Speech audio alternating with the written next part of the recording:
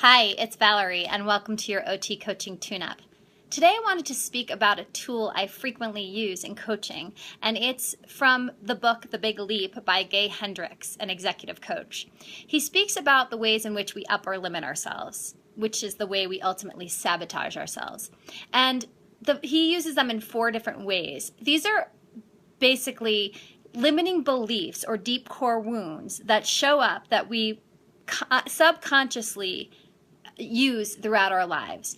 And so what happens is that when these old stories, old wounds, old limiting beliefs come up, we up or limit, we sabotage ourselves from experience great joy, great pleasure, great success in a certain area of our lives.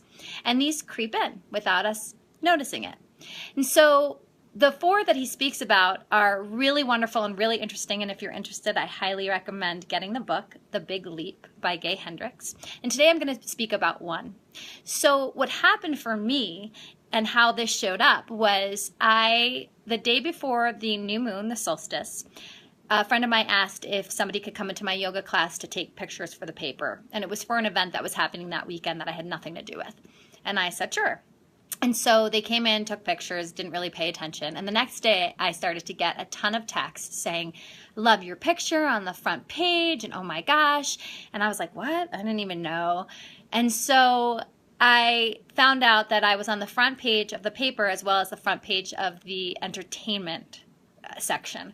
And I was flooded with a ton of emotions. Like, I was excited, I was completely honored, I thought it was really cool, I felt significant, and it was just truly an honor. And I was like, wow, this is kind of like a big deal in my little town, And then all of a sudden, I started to feel all these other emotions come in. I started to feel guilt. Why is it me? It should have been my friend. The weekend wasn't about me. I started to feel a lot of shame. I started to worry about what people would think. I started to worry if people would envy me for that and then hold that against me. And it was so interesting.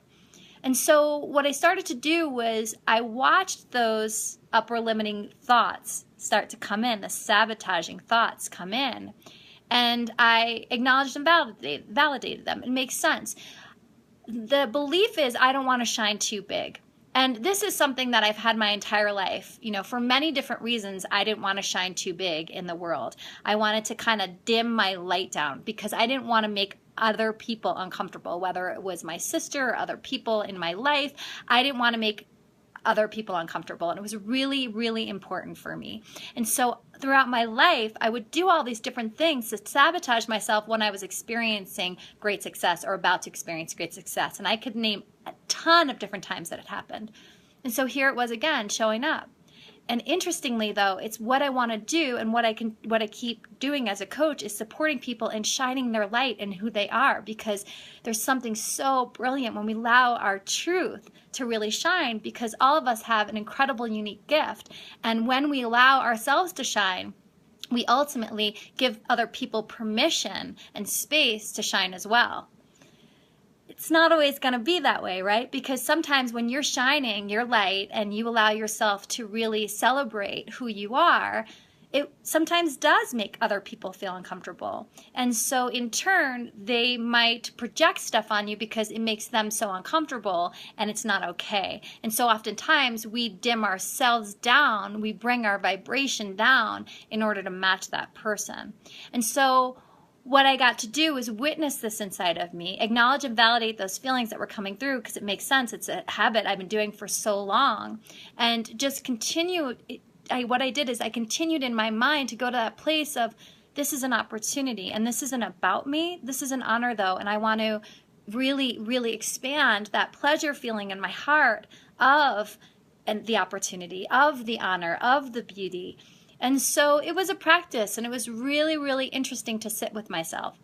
So again, this is something that not everybody has, but I invite you to create some space to really sit with the ways in which you might dim your light down, deflect certain things that are coming at you, from really allowing yourself to shine big in the world. And if you do notice it, just look throughout your life the ways and the times in which you have dimmed your light. And just remember that these are patterns that so many of us have had for so long. So really acknowledge and validate those very natural and normal feelings that are coming through. And then from that place to really look at the beautiful things in which you are, and remember, this is just a belief in you. My question is, what belief would you rather have about shining in the world? And the more and more we play that belief in our minds, and we stay true to that new story, that becomes our truth. Because that's how the other one came there in the first place.